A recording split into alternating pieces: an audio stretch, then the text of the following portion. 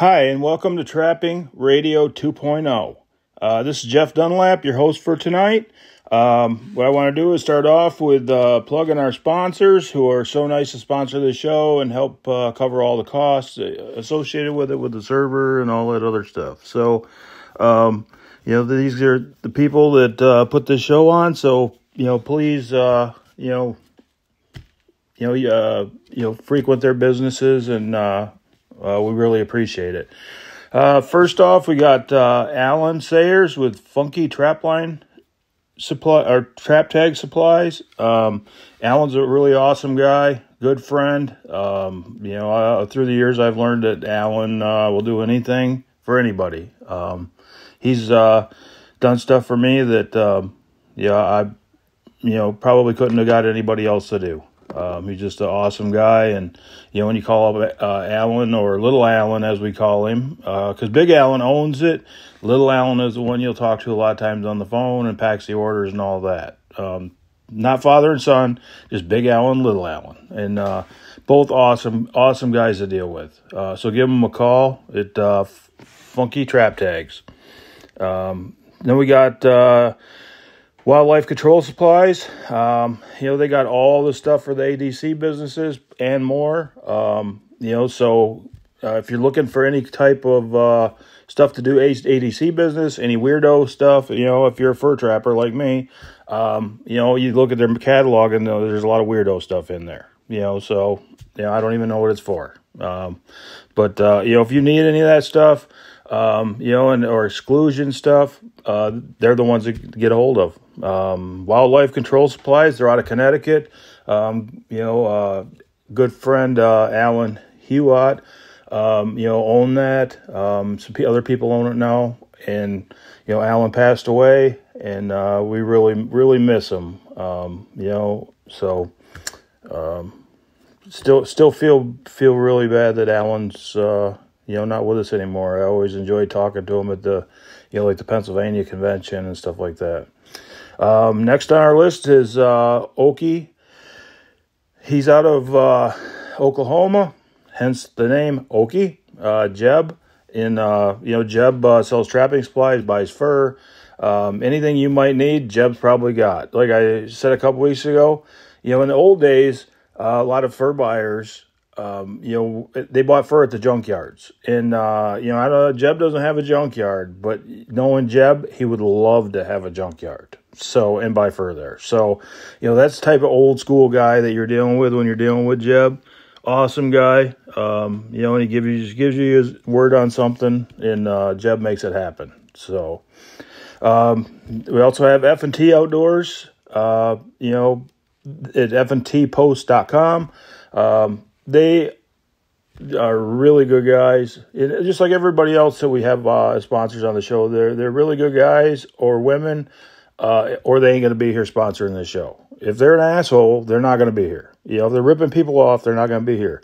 None of these people do that. You give them the money, they send you the product, and they're just the top of the cream of the coffee in the trapping industry, and especially F&T. They have everything that you could possibly want to do trapping, calling, snaring, hounds, whatever you want to do, they have it. And they have a new showroom up here in Alpena. Like I said before, if you are going to the Nationals, and you really should stop by. If you're going up 75, if you get to Grayling, you're about, hour and 20 minutes away, maybe, something like that, from F&T. It's definitely worth the trip over, and then you can shoot right up 23, right up to Mackinac, go across the bridge, and scoot down, down US 2 to Escanaba. They got a big fur room there. They got every trap you can imagine laid out there in dozens, and opened up so you can look at each one of them. There's all kinds of stuff. Make sure you stop by there and see them on your way up to the Nationals. This good. That store impresses me. Every time I go in there, it impresses me. There's nothing like it. They put a lot of money to have this store. the trapping is represented. They didn't go into bow hunting and selling guns and all this. They stuck with their roots of the fur, and that's what they opened this store, and that's what they said. That's our roots. That's what we're sticking with. The smart play was to sell guns and bows and switch back and forth between duck hunting. They didn't do that. They stuck with their roots, and and I love that about them guys. When they take a stand on something, they did. They're awesome. They've been good friends to me for a long time. So, anyways, we got a real special guest tonight. So let's get to the interview. This was to me was like a Russ Carmen, Slim Peterson interview. So I hope you like it. And I'm not telling you who it is. You'll find out in 2 seconds. Okay, well, welcome to Trapping Radio. We got a real special guest this week, Matt Jones. I'm sure everybody out there, knows Matt's name and from trapping and fishing and stuff like that. And it's a real honor to have him come on. Matt's been a real fur killer for a long time, and he's one of the real deals out there. And he's we're real lucky to have him on the show. And thanks a lot for doing this, Matt. Oh, yes, sir. Yes, sir. Anytime. You're from Kentucky? Yeah, what's left of it. Yeah, about the same as here. But where you grew up is down to the Kentucky and started trapping and all that, or? Yeah, I grew up in the central part of the state and around Frankfort, and I wound up down here in the western end when I got old enough to come down this way chasing fur. But I've been here all my life. I don't see me leaving. No.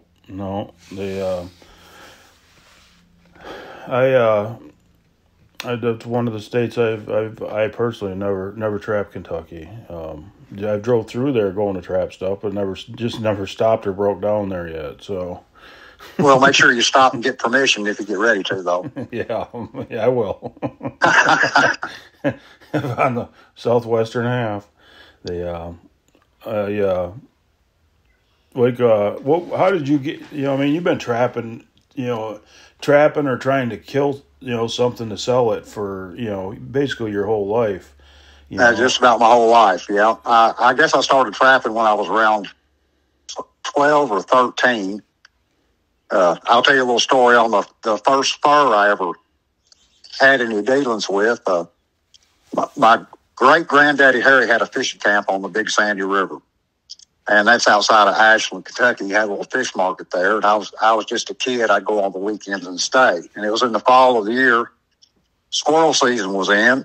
And they got fox squirrels up there that look like house cats, those big old giant red fox squirrels. He had an old Revelation 22 rifle that he let me hunt with. And like I said, it was in the fall of the year. And I was squirrel hunting down the edge of the riverbank there. And there's a big fox squirrel runs up a shagbark hickory there, and I'm trying to see, and the leaves are still off. And I happen to look down the riverbank, and here comes something brown bouncing down the riverbank. And I thought, what is that? I didn't know, what it was. I had no idea what it was, and it was a mink. Well, like I said, it was in September, but I shot that mink. And I took it back to Granddaddy mink trap a little bit, and I was proud of it. I didn't know what prime fur was, or I didn't even know there were seasons on it, back then. I was just a kid. I pulled up with that mink. Granddaddy Harry, he saw that thing, and it was a big, and I didn't know it at the time, but it was a big buck mink, one of the big no-neck ones, just shoulder straight to the head. He grabbed that thing out of my hand and turned it around, had that thing by the shoulders, and he wore me out with it. When he got done, the yard, Granddaddy Harry, me, everything smelled like a mink. And that was my lesson on prime fur. I didn't know they weren't ready. He told me I was going to go to hell for killing fur that wasn't ready. But I didn't know if it was a mink or an otter or what it was when I first saw it. But That's what it was, and that was my introduction to fur and learning a little something about primeness. Yeah. But he was trying to teach you what you were going to get. Yeah, he taught me. Yeah, he's going to teach you that. I'm going to show you how it is dealing with fur buyers. Yeah, that's the truth. But anyway, that kind of got me started and interested in it. And then there was an old man. We lived in Frankfort, Kentucky, and there was an old man that trapped the farm. I lived in a subdivision, and there was a railroad track. And then on the other side of that, it was just all woods and fields. And I was really lucky, to have a place like that where I could just walk out the back door and do whatever I wanted to do. And that's another squirrel hunting story. I was over there squirrel hunting it was when trapping season was in. And an old man, his name was Zeke Hillard, and he had polio when he was in the 50s, and he walked with a crutch, and his foot was turned sideways so you could track him, see which way that guy went by the way he walked. And he was a trail trapper, and he trapped for fox. And I learned a whole lot from him, but he wouldn't let me. I ran into him over there squirrel hunting and was talking to him, and I asked him if I could go with him. No, you can't go. And I saw him another time. No, you can't go. And I finally one day I told him, I said, I'll carry your stuff if you'll let me go with you. So he started letting me go, and I started he carried a big burlap sack that put all his fur in it.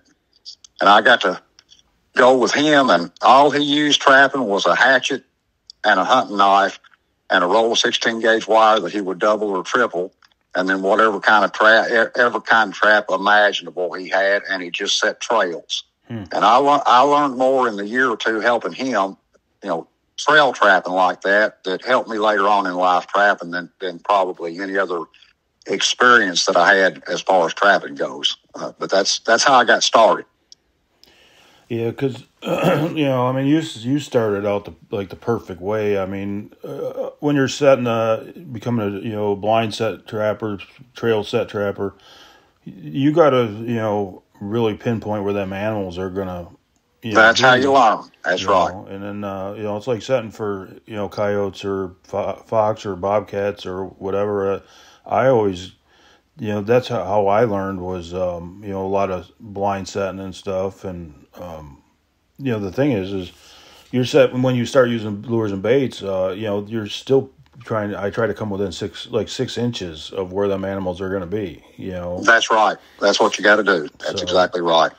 And I still set a lot of blind sets today if it's a good place or if you can build a good place. Yeah. Yeah, I do too, because that's when they're at their most vulnerable. Is because that's where they want to be. They feel comfortable. You're not trying to pull them somewhere. In a lot of my demos, that's why I tell people. I said, point to the young guys, and I said, you're 15, 20 years old.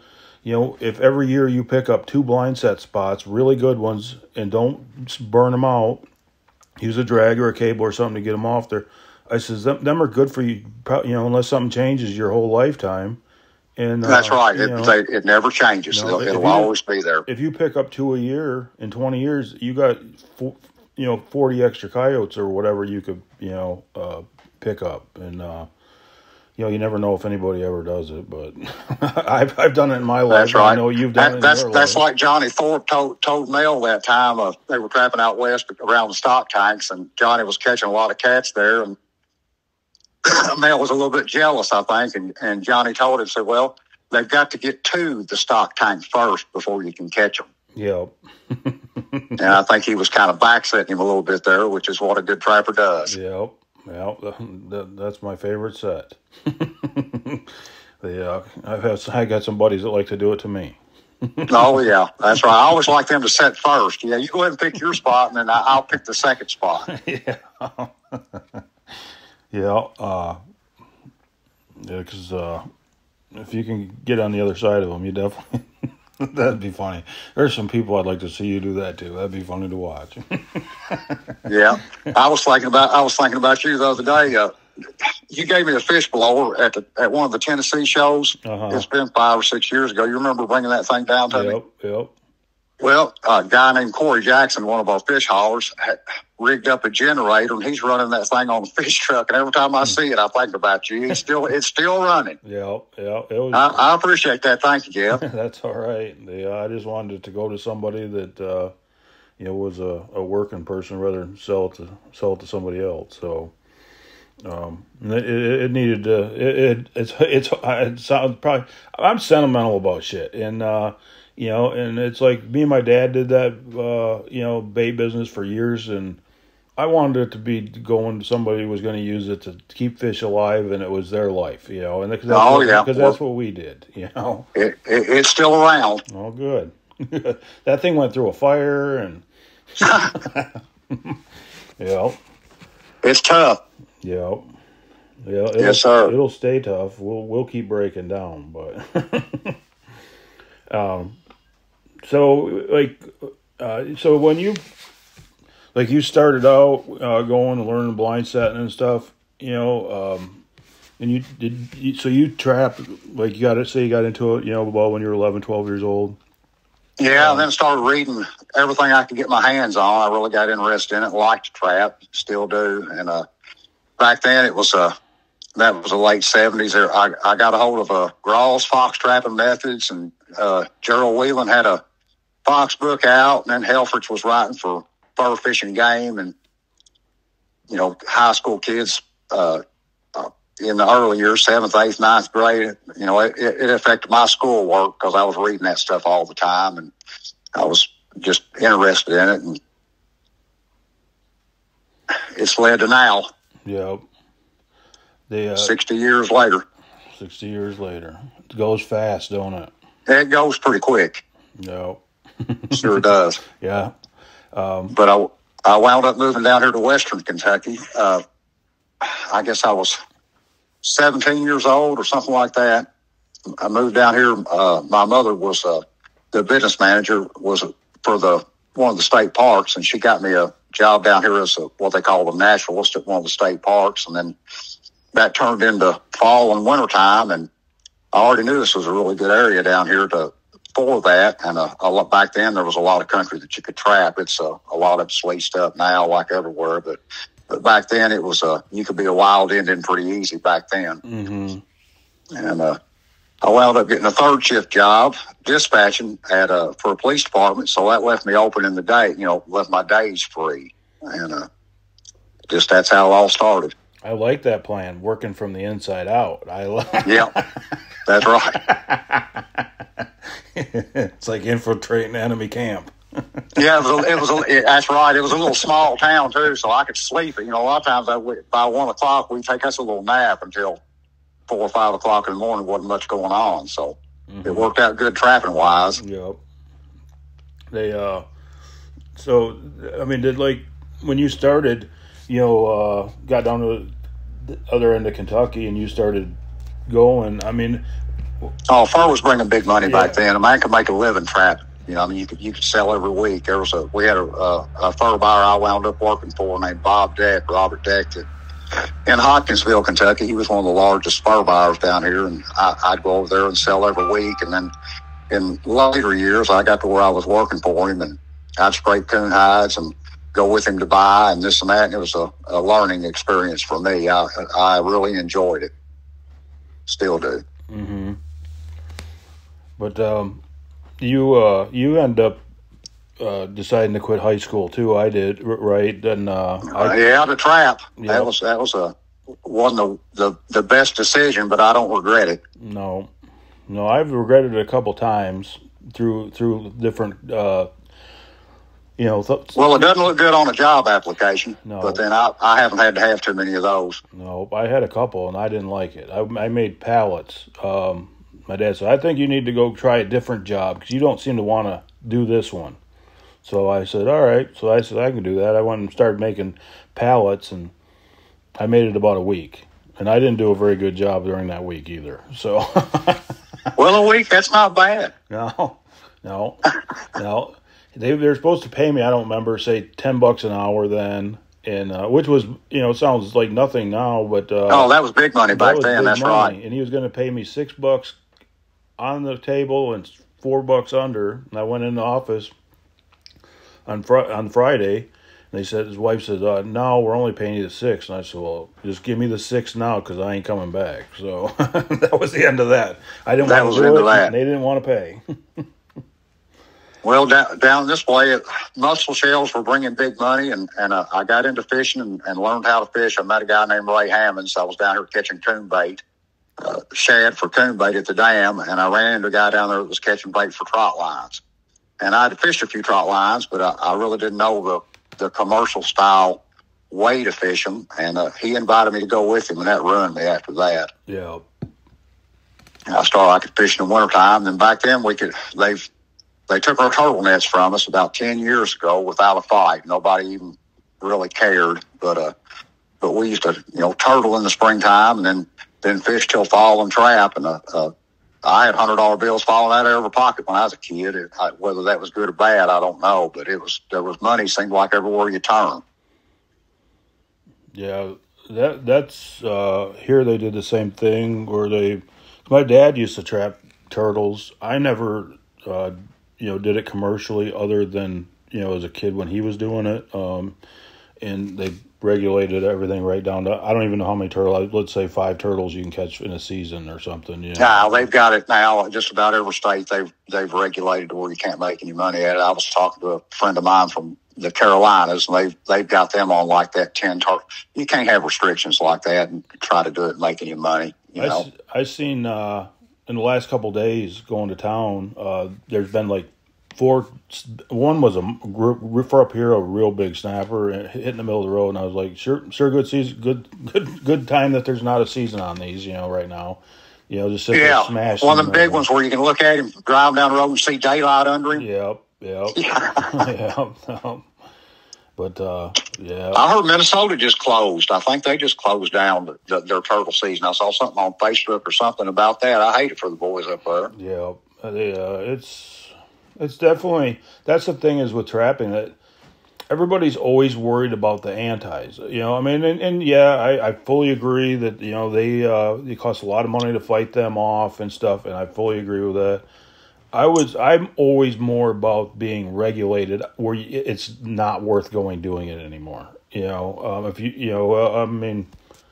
like here they regulated us on the 220s. They said give up the 220s on land on public ground. Okay, they did that here. And then, but we're going to give you 160. So you sell all your 220s, go to 160s, and the smaller the square, the more refusal you're going to have. It's just the way that God made the world work. And so then they go from 160s down to 155s. Well, it's hard to get a 25 to 27 pound boar. Not impossible, but to get his head in a 5.5 inch square. Yeah, because then the learning curve is you don't dig the holes deep enough to put the donuts down in.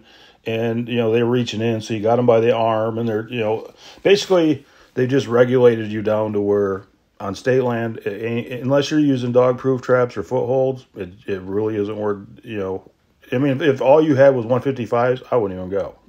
It just wouldn't be worth it. Right. I've seen a lot of laws change in my lifetime, and none of it's been for the good. No, that's what I always been worried about, just being regulated out of existence, or that's like when we first got coyotes. Most of the eastern United States, the way the Kentucky law read was a number 2 or smaller foothold trap on dry land. Well, back in those days, it's not like it is now when you can just call in and get a fully modified trap sent to you.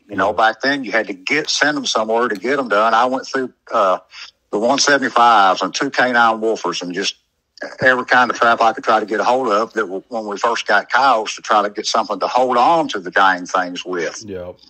And finally Terry came out with a Bridger number 2, that you could buy modified and 4-coiled, and it wasn't very long, and Tom Bodette had the Coyote Cuff 22, and I got a set of those, and boy, that changed the way that changed my trapping right there. I started holding on to them then. Mm-hmm. I still like that trap. It's still a good trap. Small, but it's got its place. Mm-hmm. Yeah, I've never run any of Tom's traps before. I'm not sure I've even ever held one before. I always But heard these younger guys, they don't know how good they've got it. They, all this information's out there, and when we were growing up, it wasn't that way. No. Even the traps, they can call in good traps now and right out of the box and go to catching coyotes with them. We had to build them back then. Yep.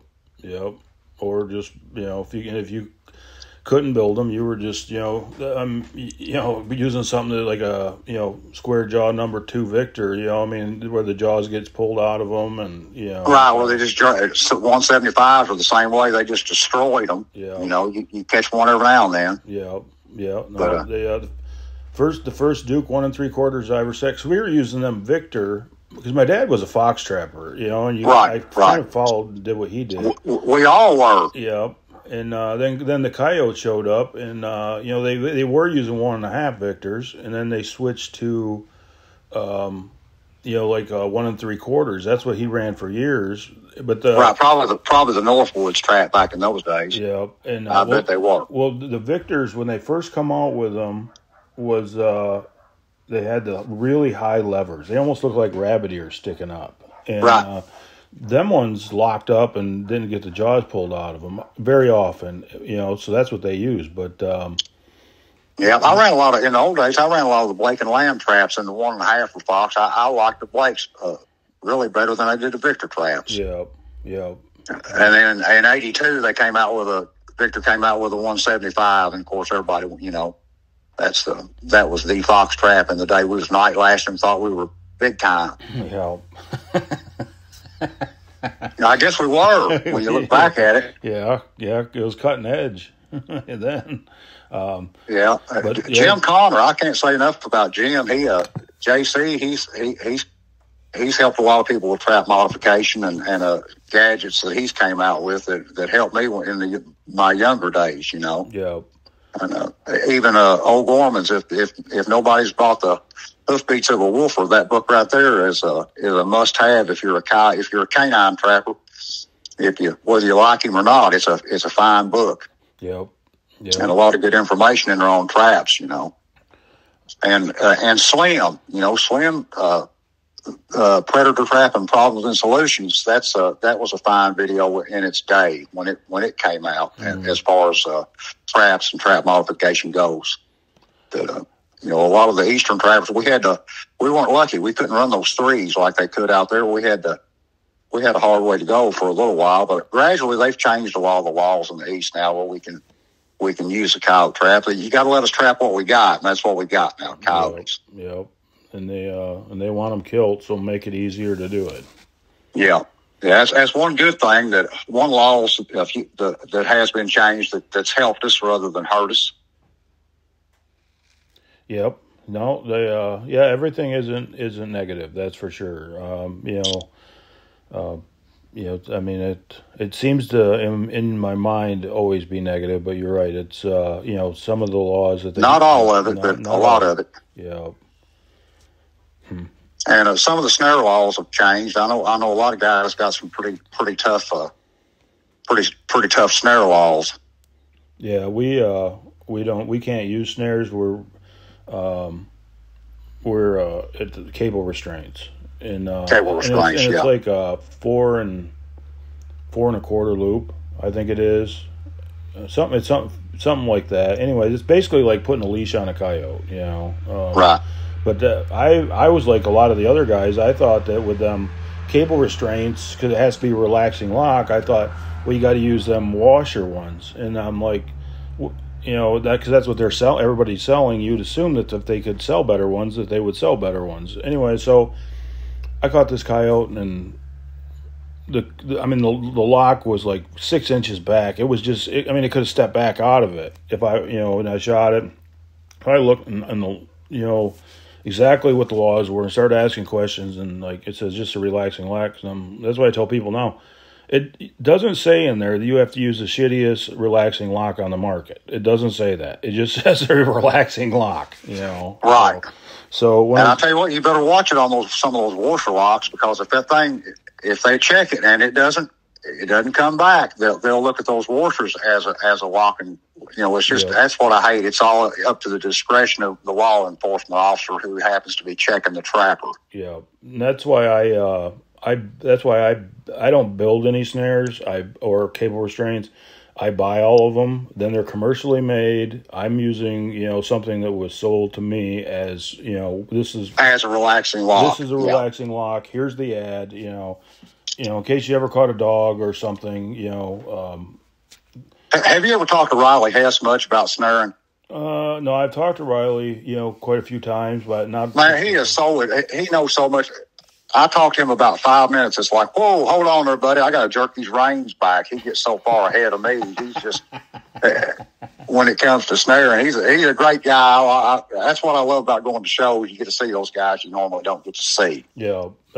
He's a wealth of knowledge on them. I'll tell you that. Yeah. He doesn't go to, I haven't seen him hit shows in a little bit. He used to. Well, I don't go much anymore either, but he used to go to Escanaba, and I'd see him up there every year, but I don't think he goes there anymore. So I haven't seen him. I haven't heard from him or talked to him in several years now. Probably that's just happened to pop into my mind. Yeah, no, they're that's what I like. Going to the shows because there's a lot of people like that.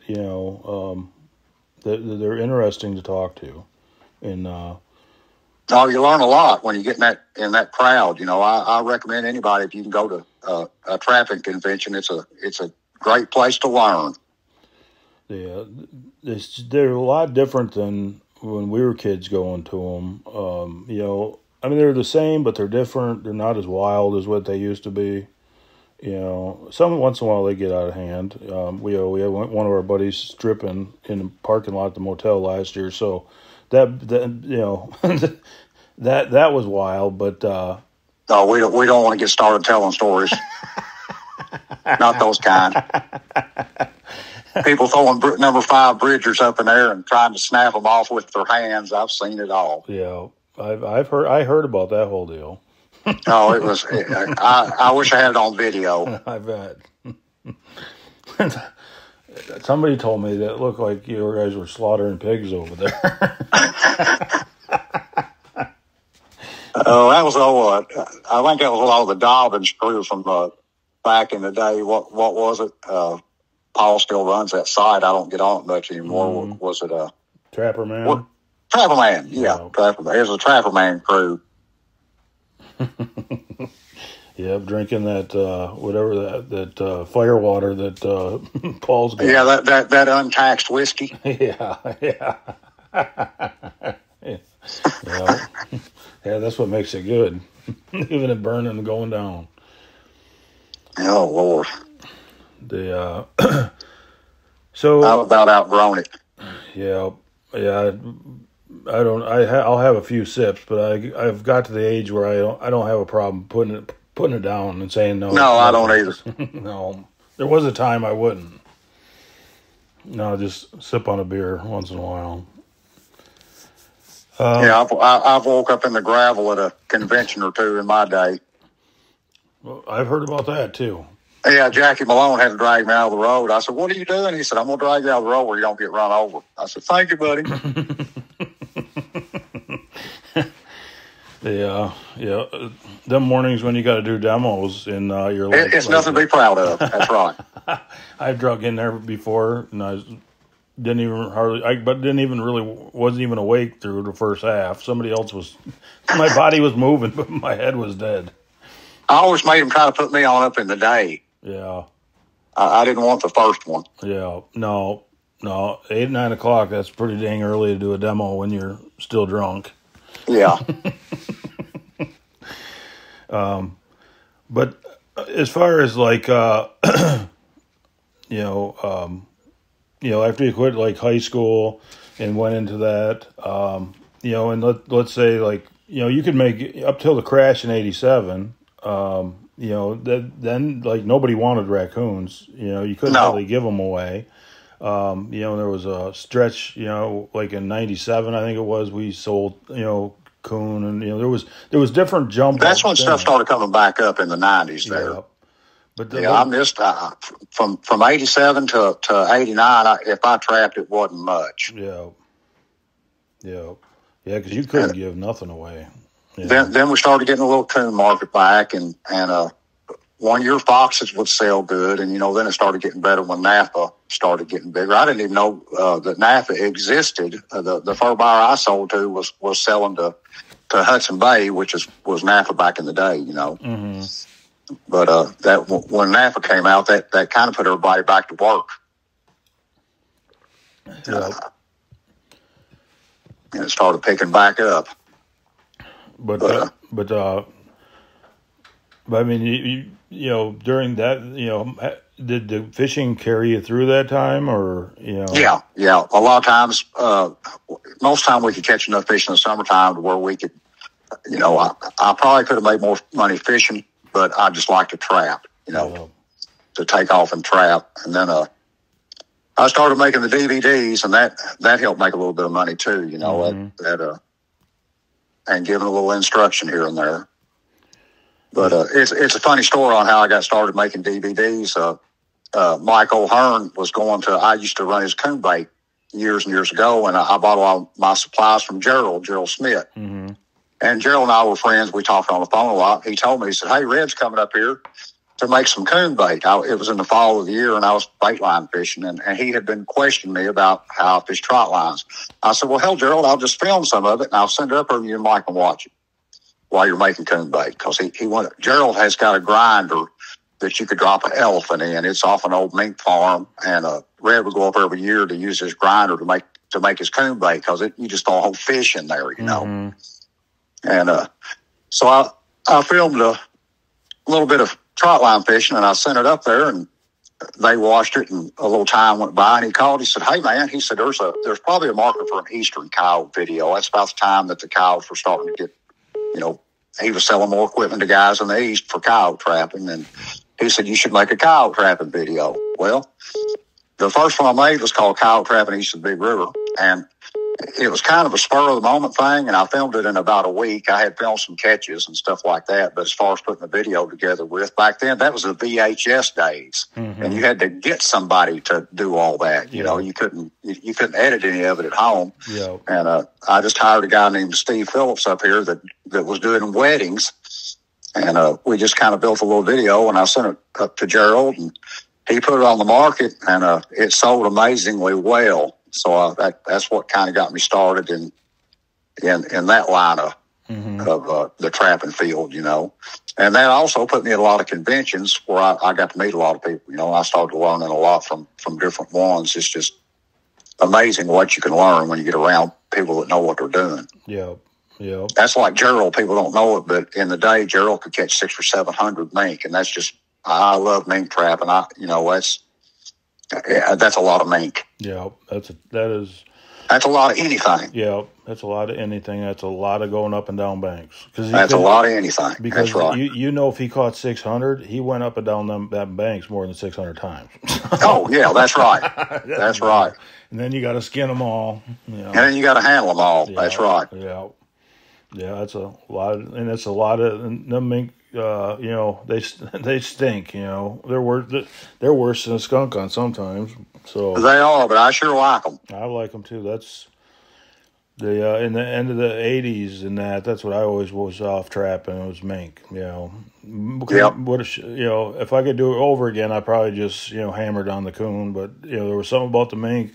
I had a lot. Have you noticed the older we get, the bigger everything got? We started out, I was a fox trapper. We had muskrats and mink, and then they turned into beaver, and then the foxes turned into coyotes and cat. Everything got bigger. I know. I didn't say that. I don't know what's next. Maybe there'll be some sort of African game get loose. We gotta go after. That wouldn't surprise me. We're getting armadillos here now. We've had them for several years, and I would have never. I couldn't even spell armadillo 10 years ago. Huh. Yeah, that's pretty far north. Yeah, I couldn't believe it. We sure do. We've got them, and I tell you what, they don't know much about water, because where I live here, I'm surrounded by water. And when the backwater gets up and goes down, those things are laying dead everywhere. They're not smart enough to go to the hill, I don't guess. They don't know where the high ground is. I've never had it happen, but I've talked to enough guys I trust where they've had 330 sets on the bottom of 3 foot of water, and caught armadillos in them. And they caught armadillos in them. So well, that's the first I've heard of that. Isn't that something? they them things must just like walk straight and go right down into the water. You know, just like a tank, you know. I was trapping Louisiana, and prices were just starting to come up, and then they ended up being in the 12 and 13. I was skinning them armadillos out and selling the shells to Moscow Hide and Fur. Really? I think I was getting like $15 a piece for them things. Yeah, and but I'll tell you what, you take the shell off them. I mean, they look like something scary. You know, I mean, there ain't nothing there. I mean, it looks like just like a, I don't know. Did you ever try to eat one? No. I hear you. Me either. They're just too something, you know. And then you throw the leprosy scare people give you. I was like, yeah, I don't need to eat this. There ain't much. Yeah, I don't need to be eating that. No, the ribeye is too good. But them, I know them guys. Some of the people down in Louisiana eat them, but you know that's also the highest leprosy infection is down there too. So you know, I mean, I don't know if it's a correlation, but I would assume it would be. I guess guys have trouble with them down there getting in coyote traps and stuff too. I haven't had any problems. As far as I know, I've never caught one other than a few in 220s in coon trails. Yeah, that's what the ones I've caught have all been in, 220s and 280s. Just smash them. So yeah, they'll bend the jaw on a duke trap. Yeah, they will. They will. They will. And then the first dukes that came out, them ones would have not even held a problem. So, no, they're getting better though. They're getting better. I hear a lot of guys talking about the duke traps now. I wouldn't be afraid to use. I don't own any, but I wouldn't be afraid to. Yeah. To use. Bill tries to. I think he's tried to build a whole lot better trap. You know. I think that he's come a long way in his trap building from the beginning. When we first went. Because Ralph DeJessie's just south of us. He's always been friends with Bill Duke and his dad, and they dealt back and forth on fur. And so Ralph sold them right day one, and we got a dozen of them Dukes. And man, we caught beaver, and they were like it was like a cast of the beaver. You know, I mean, them jaws were so the metal was so weak in them, but. I got a bunch now, and they're not like that. I mean, will they bend? Yeah, but so will Belle Isles, so... Yeah, that's right. But they're definitely a good trap, now, especially for the money. And if I'm going to have one get stolen, I'd rather have it be a Duke than... every time I get a Duke trap stolen, that's right. I think, God, I'm so glad I did not set a Belle Isle or a Jake trap there. That's right. I'm telling you. Because I'm a... And on the Sleepy Creek, the trap that I run mostly for raccoons. I run a lot of fish states, and I pin the coon down. And don't take the time to slide them out wires, and you got to get them run quick, But I trap by boat, so I can do that. And the Sleepy Creek number 11 double jaw is the trap that I used to do that with. Well, when Sleepy Creek, when they quit making them, I thought I'm going to have to find another kind of trap to use. So I looked at the Dukes, and when you set the jaw posts are about 1/8 of an inch shorter than they are on the Sleepy Creek, and that doesn't sound like much, but it makes all the difference in the world in trying to set that trap. Mm-hmm. And I wish they would. I wish the jaw pan posts were a little bit. I mean, the jaw posts were about 1/8 of an inch longer. That would really help that trap. Mm-hmm. I don't even know if they're still making the double jaw number 11 now or not. That I'm not sure. Because I haven't looked at the catalog. Yeah, because when I'm walking, most time I guess in my mind when I'm walking through like F&T and they got all the traps out in their new store, it's like I'm looking at the coyote traps and all that. The bigger traps catch my eye. So I guess I didn't even have to look. I would imagine they do, because Duke usually doesn't take anything off the market. So if he made them, he probably still has them. Probably still has them, because there's a lot of guys like to run those, Yeah. Yeah, and I the new house, 1 year, they came out with that new house number 11, and I looked at those, and those things were so strong that they were hurting my hands. Yeah. I mean, and and the way that it had the old style pan and dog on there, and it's hard to set those if you're used to using those Sleepy Creeks. It's got the double pan post. Mm-hmm. They're a whole lot easier to set than what that new house was. I would have switched it because they'll hold otter a whole lot better than what the Sleepy Creeks will. Mm-hmm. And I have a lot of otter incidental catches, to get in coon traps. Mm-hmm. I would imagine. And a lot of people say, well, that Sleepy Creek's just fine. Well, it is the first year, but after they get a little age on them, they just don't. A lot of people might argue, but they just won't hold on to the bigger otter, and I like to hold on to them. Mm-hmm. Yeah, especially when they were going for $200. So yeah, well, I like to hold on to them when they're $40. Yeah. If it steps on my trap, I don't want to get out. I don't like nothing to get away. No. I guess the beaver prices really surprised me this year. On the central top, we don't have a very good beaver here. We've got a good colored raccoon, and at one time we had a pretty good coyote, and most of our stuff's semi-heavy, but our beaver's not much. Mm-hmm. And at the Kentucky Fur Sale this time, it just had to be round and be a beaver, and it brought a $20 bill. Wouldn't it be nice to know all that before it happens? Yep. Yeah. It caught me blindsided. I've seen that with raccoon before. Yeah, they'd be fighting over them one year, and you can't give them away the next. Yeah. I don't think if anybody, not too many people seen the beaver thing popping up like this. I mean, nobody I talked to seen it 100% coming. So. Well, I thought guys like Mike Kelly and Swanson, those boys from up north, would do a whole lot better on the northern beaver than what we did down here, but they're selling for about the same. Yep. Yeah, because that's a shame, too, because they got a beautiful... I guess you've got a good beaver, too, Jeff, where you're at. But. Yeah, we got pretty good beaver. Until they start shedding, and then they, don't look much different than yours, probably. But... I ended up averaging. First we sold the ones in Louisiana for $9. They were either in the grease or they were in the carcass with the casters out of them, and I got $9 for them. I was thrilled. I thought, my God, we've hit the. Well, sure, yeah. And that was a great price. We sold them to Perry down there, and him and his son are a heck of a nice people, and. They come right to our, met us, and, we had freezer problems and stuff down there. So we had to sell these things. And he could have raked us over the coals, and he didn't.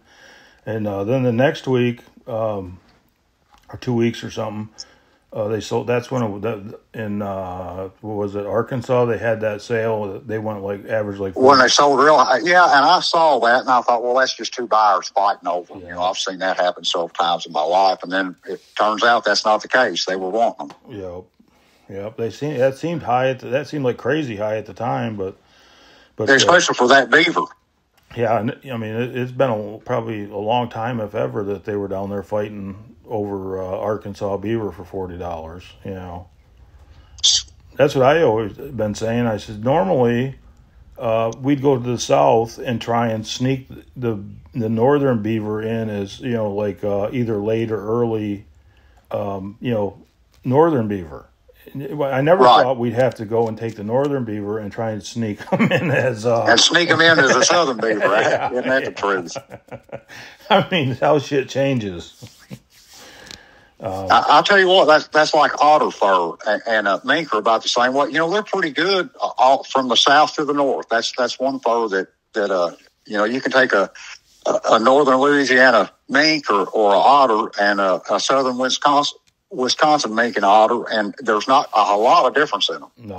No, there's really not, other than size. Yeah, size is about the only difference. Hair-wise, they're about the same, and. Yeah, I was looking at some of those boys from up north that beaver trap in Minnesota, and I thought, where are your guys' big beaver at? You look at them, they all look like 2-year-old, Mm-hmm.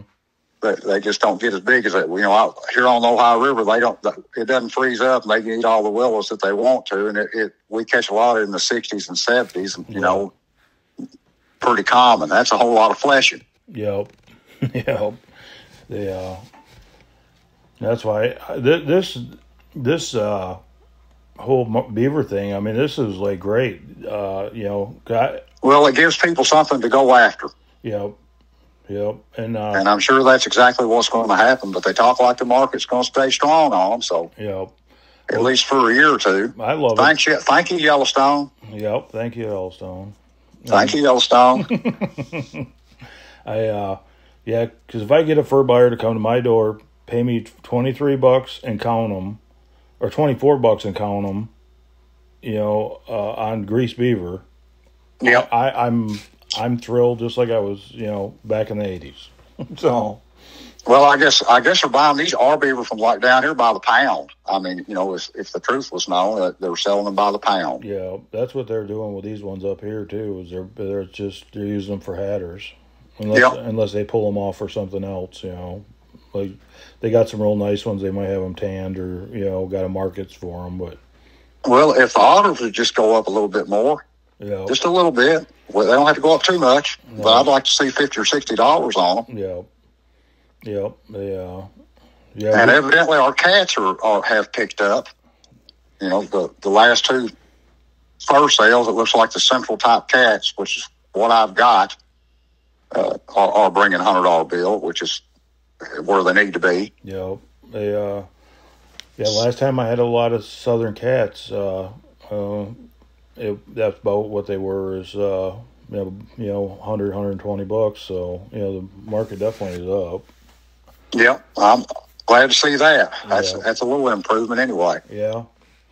It seems like coon really control the fur industry. It seems like it's the backbone. Yeah. That's right.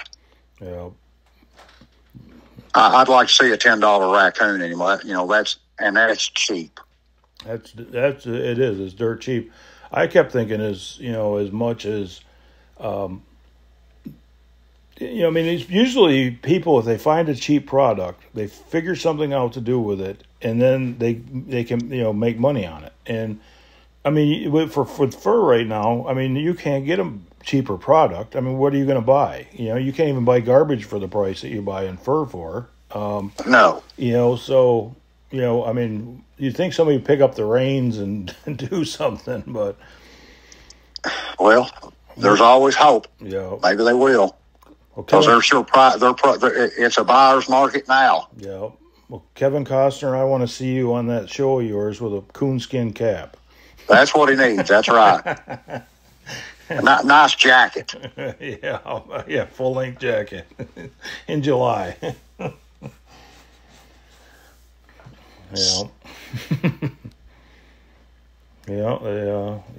just you get people say, well.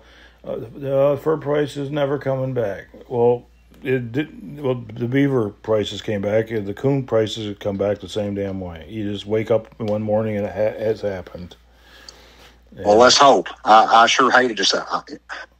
I hope that fur harvesters can sell enough fur to keep the lights on. We got to have some place to go with it. Yeah. I hated it when NAFA closed. Yeah. That was disgusting. Yeah.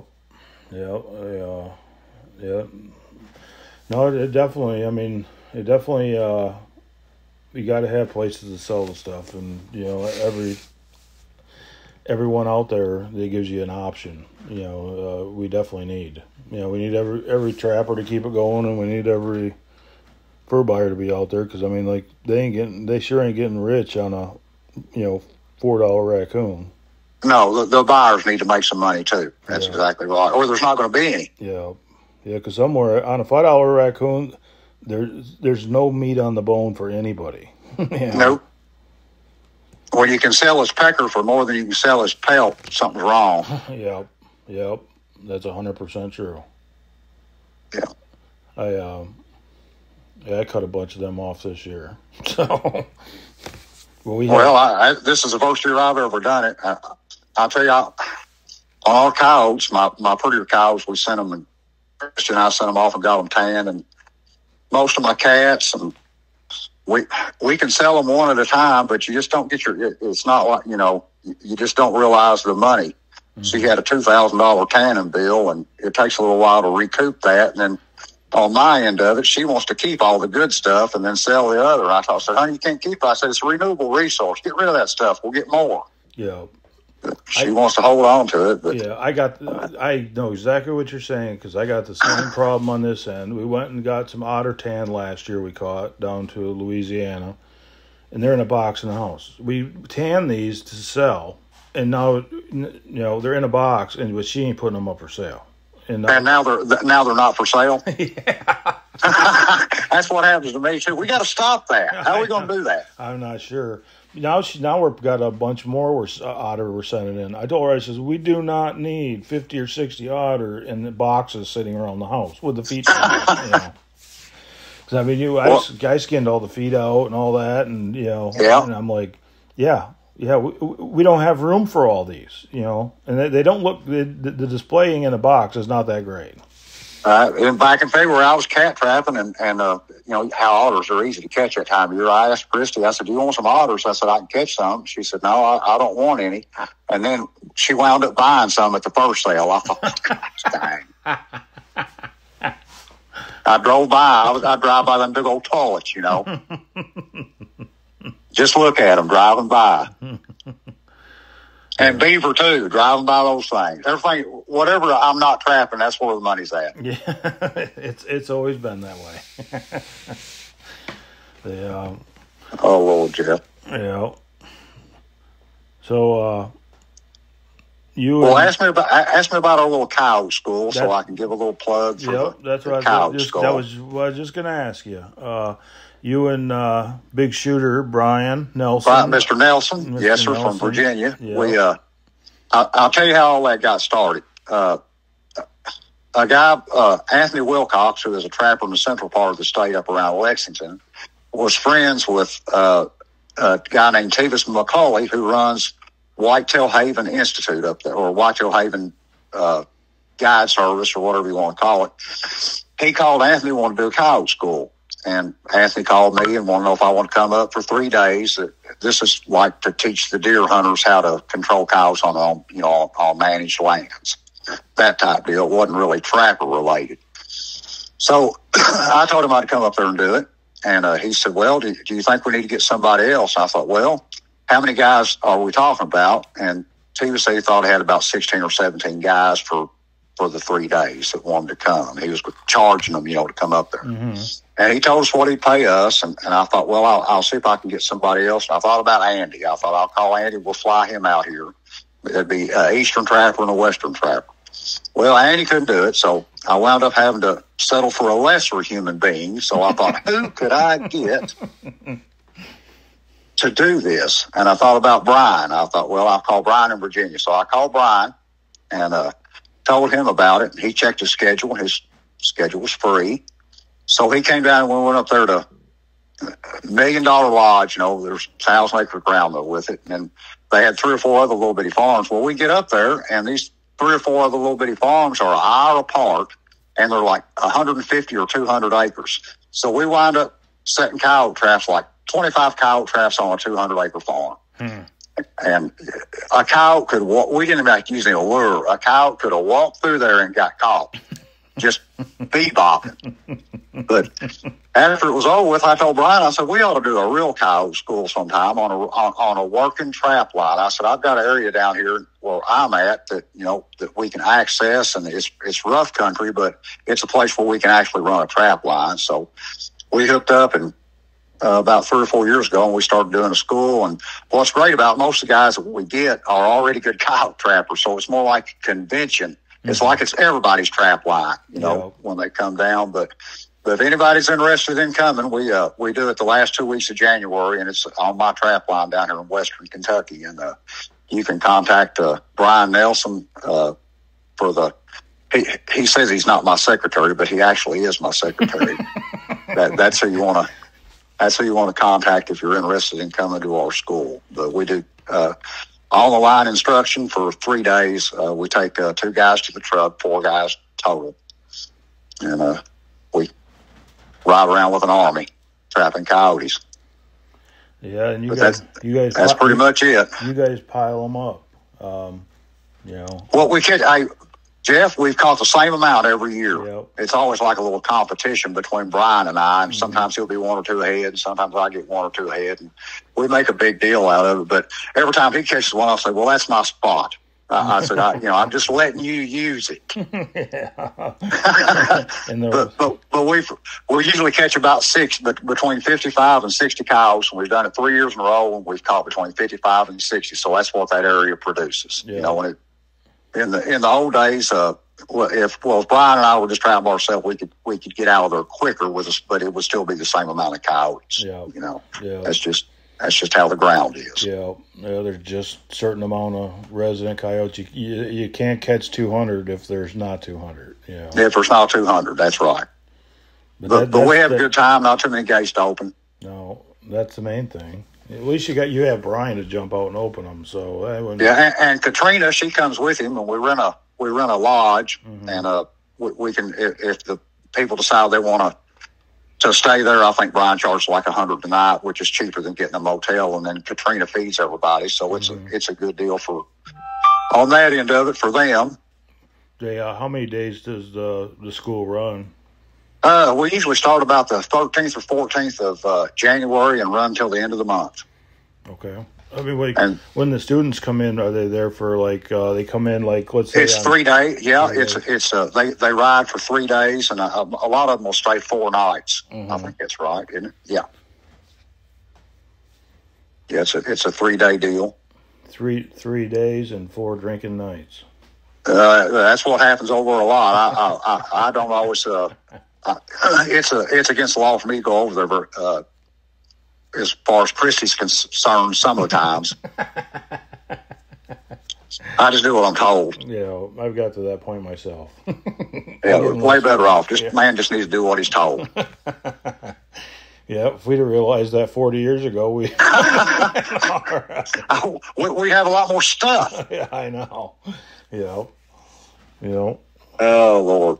But, but we have a big time. We have a lot of fun. How do you, contact you or Brian about, somebody who would want to come to the you can haul with him probably on Facebook, or he's working with the National Tractors Association now, so it'd be in the back of any magazine. Or I guess I can get my phone number out. I hate to do that. Yeah, I wish I knew his number. I wouldn't. I would just they could get a hold of him. Well, if they're listening to this, contact Jeff Dunlap, and he'll let you know who to get a hold of. Yeah, just send if you're interested in going to their school, just contact me, and I'll set you up with Mr. Nelson, with the secretary.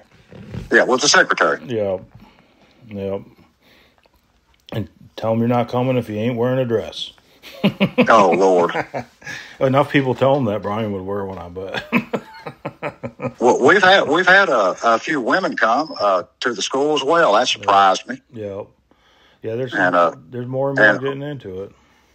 And we had this last year we had a guy that brought his 12-year-old son, and I thought, well, that's a little young, I thought and he wasn't even a trapper. His son was just interested in coming, to learn, was interested in trapping. And that's a dad for you right there. He paid that boy's way, bought his seat, and then he bought his own seat, so he paid double, Mm-hmm. And the little kid's name was Henry. And it was just great having that kid with me. One day we pulled up to there was a gravel road, and I had some sets down the side of the gravel road on drags. And we pulled up, and there's leaves kicked out in the road, and I saw that, and I knew what, I've seen it 1,000 times. And we pull up there, and I said, look out that window. It was on his side. I said, look out that window. Is that trap gone? He looked out there. He said, it's gone. And he looked up a minute, and about 50 yards away, there was a little cedar tree. It was an open woods there, and there was a cow, had a tail big around. It was a 5-gallon bucket. Was time. He said, there he is right there. He snatched that truck door open. I said, whoa, hold on there, Gunpowder. I said, wait till your daddy gets up here. And the rest of the boys. But it was just for a minute, I was 12 years old again, too. I wanted to go, too. Yeah. But it was a lot of fun. Yeah. And that kid's hooked, and he'll remember that his whole life. He will. Yeah, he sure will. Yeah. I don't think he'd never seen a fox or a bobcat or a coyote in his life, and he got to see all of it. But no, I see your guys' pictures, with what you guys are catching, and the people down there and stuff. And I mean, I definitely would recommend your guys' school. You're been a killer for your whole life, out learning how to do this stuff and how to make money doing it, and I mean, none of us knows it all, but you know a lot, and I mean, I definitely would, send down there. And, I mean, Brian, he kills, Brian's a fine traveler. Yeah. And he doesn't kill them. He just, does a live market and catches lots of them, so. But he catches lots of them. He just doesn't have to skin anything. He's the smart one.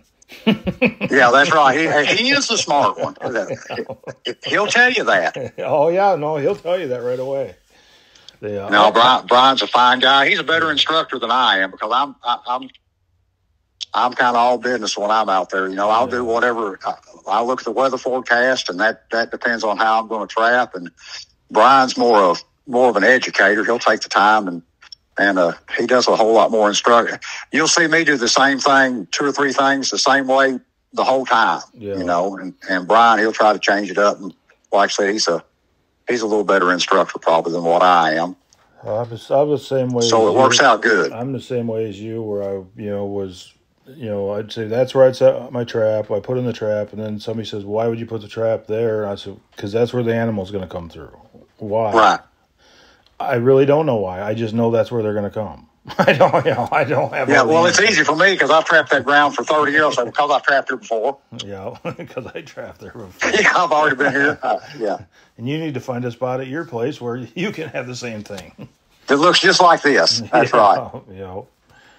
No. But we have a good time. We've had a lot of real good trappers come down. John Wilson came down last year. He's from Pennsylvania. He's a character. It was a blast having. We've had a lot of good guys, come down. Yeah. No, I've seen a lot of them guys that were coming down. They, they catch a lot of stuff themselves, and. Oh yeah, most of them are already good coyote trappers. They just come to hang out with us. Yeah, and it's like with me. I'm not looking for something where I'm, looking to change my whole system. Right. I'm looking for something I'm missing that would make me catch 5 more coyotes. That's right. It's the little things that you can pick up. Yeah, sure is. And and the thing is it's like some people say, well, you should teach people for free. None of that shit come to us for free. I mean, I went out there and it didn't come for free. That's right. We had to earn it. Yep. And gas was cheaper in the old days, but we burned up a lot of it to learn. What did you trap out of back in the old days? I had a Datsun 510 station wagon. It made gas. I trapped out of a Datsun Nissan until I blew the motor up in that because I didn't check the oil. And then I had to borrow my mom's Chevy Chevette, and that sucked. It's not too bad to run those cars unless it's a bad flea year. Yeah. It definitely was interesting. I've trapped out of a Volkswagen before. You don't have no money. You're just basically whatever vehicle you can get in. Somebody let you get in and drive. If it's start and run, that's right. Yeah, wasn't always the ideal situations. Apparently there was a lot of people with not a lot of common sense, because I wouldn't have borrowed a vehicle. If somebody else's vehicles broke down, there might be a reason behind that. And Jeff, I don't really remember getting stuck much back then, and everything we had was 2-wheel drives, and I get it nowadays. We got 4-wheel drive trucks, and I get them stuck all the time. I know. That's all I had was 2. Even my Datsun Nissan was 2-wheel drive. I drove it out to Arizona. Drove all over up in the hills, and everybody else talking about their tires getting all cut up. I didn't have no problem, but shit was built a lot better back even in the 80s. It was. It's a shame, isn't it? Yep. Yeah, Christy just had $2,900 worth of work done on her car the other day. It's only 4 years old. I told her, I said, honey, that puts a whole new transmission and motor in my truck. Yep. Yeah, it's crazy. Yeah. Everything's turning into junk.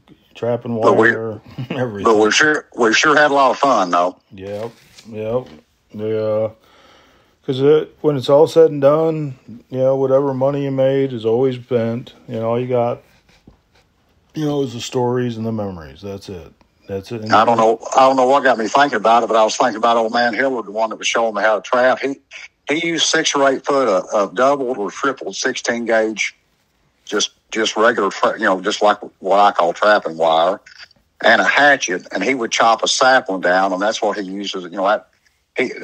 I've been using drags since I very first started trapping, and I'm still comfortable using them. I run a lot of drags. It saves the integrity of your set, whether it's a trail set or with coyotes. A lot of times, if it's damp, a remake on a coyote does not necessarily make it a better set like it does for a red fox. And if you run them on a drag, you can catch them. It saves the integrity of your set location. I don't know if you run them much up there in your country or not, but I sure, and you don't have to pound a stake in them. I like that. Just pull that drag out and you're fishing. Yep. No, I use a ton of drags. Seems like the older I get, the more drags I buy. I'm still on. Yeah, that's the way I am. I was going to say the same thing. And I tell you what, everybody talks about how good a drag it is. Well, some of them are a little bit too good. I want him to get, I'm using it for a reason. I want the animal to get away from the set. And you see some of these ones are making now, they don't go, they just don't go very far. A cat won't even take it out. It'll be like he's staked down. Yep. Yeah. They ain't got that pulling power mostly. No, I'm the same way. I love using drags, but like you said, like I'll use them. I use the Sabertooth a lot. Yeah, those are good drags. They're some of those that are on the verge of being too good. They don't go far with them, do they? No, they don't go far. Usually, if you start making a circle like you would in the old days, looking for them, and you don't find them, you better come back into where you had the set and start looking around. That's right. A lot of times it'll be a cat right there close. I've seen it. Exactly right. It'll be a cat. It sure will. Cat just sitting there looking at you. But they, I love using drags, and just like you said, Well, it's like trapping twice. You get to catch him, and then you get to catch him again. That's what in my demos and stuff I tell guys, I hear, I'm scared that they're going to run off with them. I said, if you use an aggressive drag, you're going to wish sometimes that they would run off a little bit further. A little farther. Yeah. That's right. And it's a weird concept with trappers because everything that they're doing up to that point is trying to catch the animal and get it to stay where you caught it. And now you're telling them you want them to set the trap and then have the animal run away with it. And you want him to go.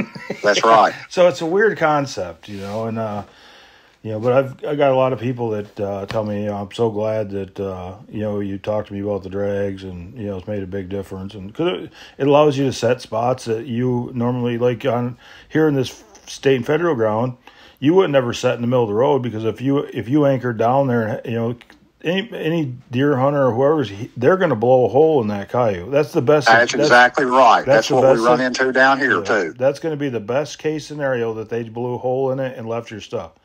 The next step is they steal everything. So, but something bad's going to happen. But you get that drag and shit there, just sitting on the side of the road. They get underneath a big spruce tree or something. They feel comfortable. They ain't jumping around, and the only problems you get is if you catch a possum, he ain't moving the damn drag anywhere. He's caught in the middle of the road.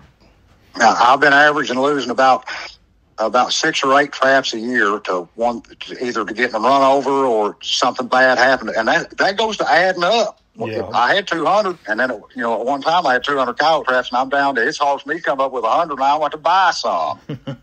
Yep. I started using JC's traps 3 years ago, and first I was like setting them on state land, and I had one get stolen. I was like, shit, with the JC Connors Jake trap. It hurts. The Sabertooth drag, 10 foot of chain, all this, and this, and this. I'm like, oh my God, we're not setting these on state land no more. We'll save these for private ground. So I go over and set them on the private ground. And I swear to God, I know you've probably seen this, but it seems like if a farmer sees you over there in a certain area, he has to go over there and disc that up. Yeah. So there's 2 of them buried. I went out there with the metal detector, couldn't find the damn things. But yeah, I bought. If there's a way to lose a trap, I've lost one. Yep. I'll tell you, the first year I bought those, I bought 3 dozen. I don't even know what year it was. I bought 3 dozen Jakes, and I loved it. It's a coyote machine. The only thing I don't like about it is sometimes it's hard to get a coyote back out of them if you don't have the setters there with you. Yeah. But I took them down to Tennessee. Lynn and I went down there on a little safari, a little 10-day trapping trip, and there was a lot of gray fox down that country, and I was having trouble with them not firing the trap. I want to catch them too. So I called Jim. He always tells me, he knows I'm a commercial fisherman. Every time I talk to Jim, he always says, make sure you wear your life jacket. It's like, I ain't got that much to live for, Jim. But anyway, I call him. I said, these gray fox aren't firing this trap, Jim. I said, how can I loosen this, adjust this pan tension to get this trap to go off? He said, you ain't got to do that. He said, just put something about the size of a walnut right there on where it hooks up on the jaw on the pan. And I started doing that, and I started catching those grays. I thought, you dummy. You should have thought of that. He said, just put something about the size of a walnut right there and make them step on the outside on the edge of that pan. And I did, and I started catching them. That wasn't the answer I was looking for when I called him. No, but it was a lot easier than what we were looking for. Yeah. I thought, okay, I'll do that. Yep. It worked. Yep. I love catching them gray fox. They're a lot of fun. They're a fine animal. Yep. Yeah, they're one of the ones I'd go after, even if they weren't worth nothing. That would be one of my choices. I mean, they're so aggressive in the trap. They're just great all the way around, except for when you get them back from being tanned. Yeah. They shrink. Yeah, I know they do. A coon does too. It's like, that's not my fox. Yes, it is. Yeah. Yeah, they lose about 4 inches. Yeah, that's why I've never been a big guy to send in like bobcats to get tanned, because they always look like shit when they come back. Yeah, I tell you what, different ones. I haven't used Sleepy Creek yet, but I've been hearing good things on them. Moyles is high, but I've been sending most of my stuff out there because they come back so nice. Yeah, Yeah, it's hard to beat Moyles. It's hard to beat them. Yeah, we deal with Ben, and he does a really good job. And is he the guy at Sleepy Creek? Yeah, and I've heard good things about him. Yeah, he handles Sarah's products and stuff, and one hand washes the other. So, but no, he's a real. And I like the fact that I can get the owner of the company on the phone if I got a bitch, or which I never have, but I like that. So right. I'm never going to get the guy at Moyles on the phone. No, you can't even get. They won't even answer the phone. Yeah. So, but no, did they? Well, we shouldn't say nothing bad about Moyles on her. We love you, Moyles. Sorry. Yeah. Just can't get the owner on the phone is all. Not that we want to, but you do such great work, we have no need. That's what it is. They do more fur than anybody anymore, I think. Yeah, because you got the other tanneries around, but you always hear Moyles. But that's I've used 3 or 4 different ones because everybody wants to go where the price is, and I've been down that road, but I'll just soon pay a little bit more. Yep, that's how I am. I'd rather pay a little bit more. I'd sent some out. I went up to Alaska, caught a bunch of lynx, brought them back, sold some of them, and then tanned. Did you have some tan? Did they turn out good? Yeah, some, like 2 of them did. The other ones had hair missing off of them. Some of them, like half the hair was gone off of them. Dang. And it wasn't Ben, of course. It was some guys else. What did you do wrong?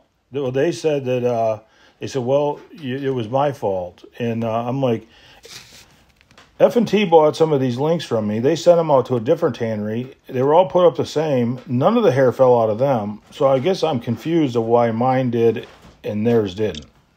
Yeah. And it's, they had They must have stored them. It must have been a storage problem with them. Yeah. But they said, well, we'll give you a break on your next one. I said, I don't think you can understand. I said, this was a trapping trip to Alaska. I spent a lot of money to go up there. There's nothing you can do. You can't make this right. It. Yeah, I mean, right. The only thing I could do is not use you anymore.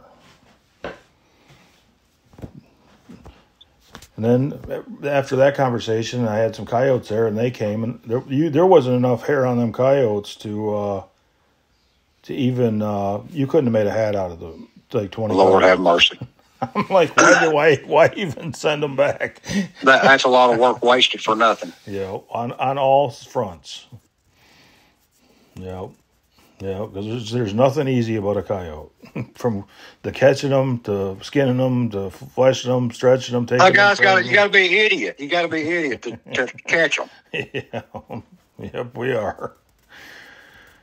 But I sure like to catch them, though. Yeah, I do too. When you pull up there and they're bouncing, I like it. My favorite thing is even more than seeing bouncing. I like to go up there and there's that bomb went off. Especially in a little bit of snow. It looks like somebody stepped on a mini landmine, and that wax dirt's just threw all over, and then you see the drag tracks, taking off. That makes it fun. It's what makes it fun. You get to go hunt them. It gives a man a purpose in life, doesn't it? Yep. You got to do something. And I just soon do that. I've gotten to the point where I like to just go muskrat trapping anymore. I wish we had rats. I'd trap them too. I like a muskrat. Yeah. I like every kind of bird. Yeah. I always have my favorite. Whatever I'm trapping at the time, that's my favorite. That's my favorite. That's right. What's your favorite thing to catch? I'm trapping. Now you like beaver trapping a little better than I do. That's pretty well. I look at that like work. That's like fishing. Yeah. It's definitely work.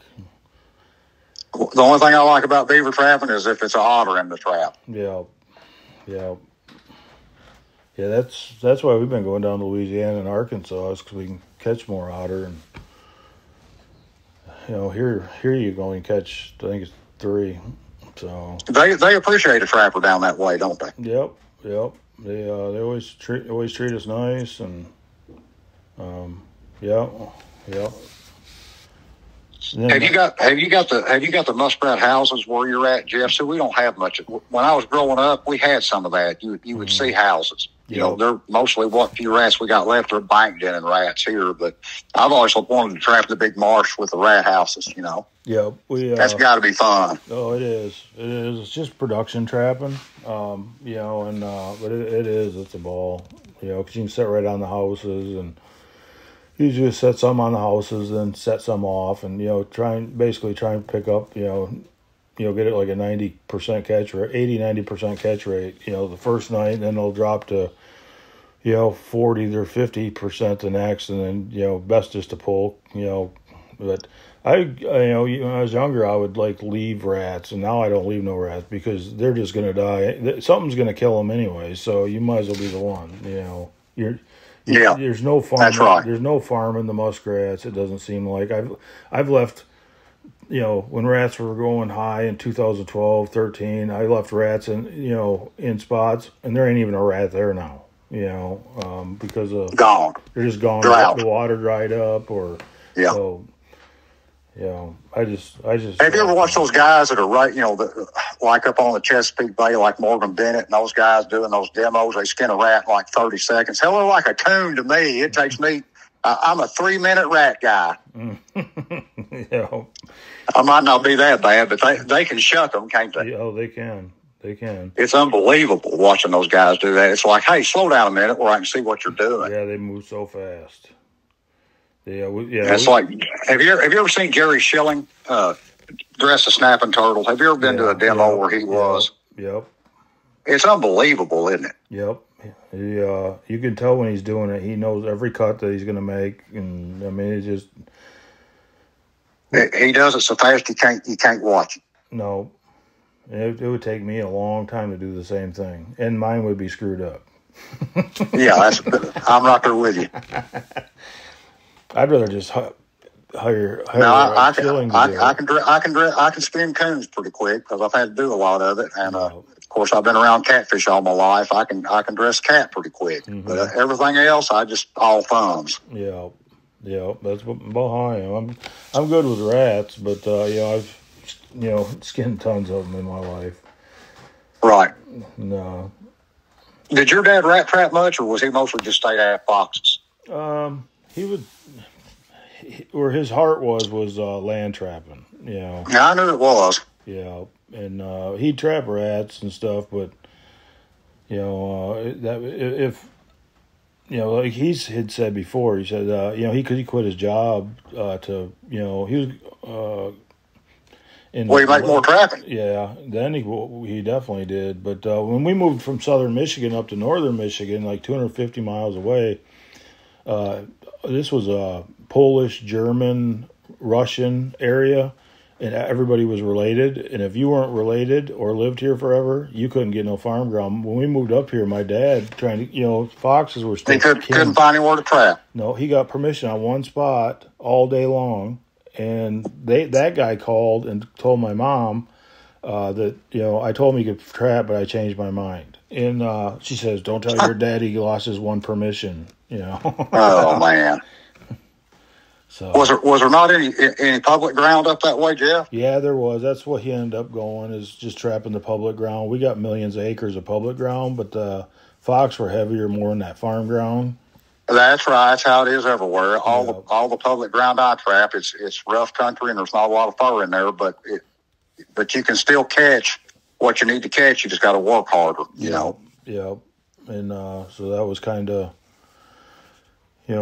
we moved up here. Then it was a lot of coon hunters, and that's what we had to deal with all that back in the day. Rabbit, I can't tell you the last time I've seen a rabbit hunter, but when I was growing up, every weekend, every field had a rabbit hunter in it. Yeah.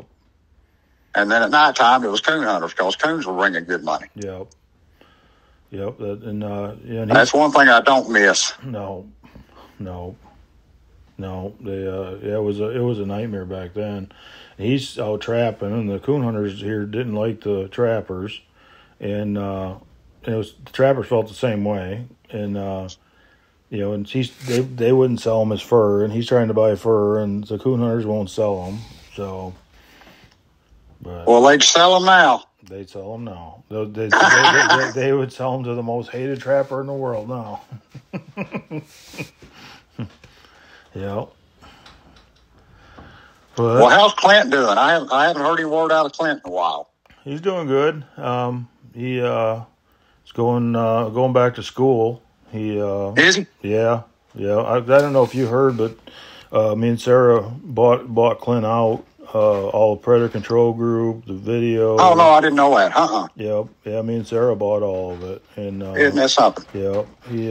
He just said. Well, congratulations. He said there's other stuff to conquer out there, and he said he wants to conquer some of it. Well, and I told him. I'm sure he'll do well at whatever he wants to do. Oh yeah. He's got a nice place down there in Tennessee, and I don't know, just. Interest went other ways, he's still involved. He's going to the National and Fur Takers to run the booth and all that. But, sometimes things just capture your heart, and that's the way you got to go. That's the way you got to go. But well, it's always been trapping with me, and I don't see it changing. No, I don't see it changing with me either. But me and Clint was talking, and Sarah was there and stuff, and he said that.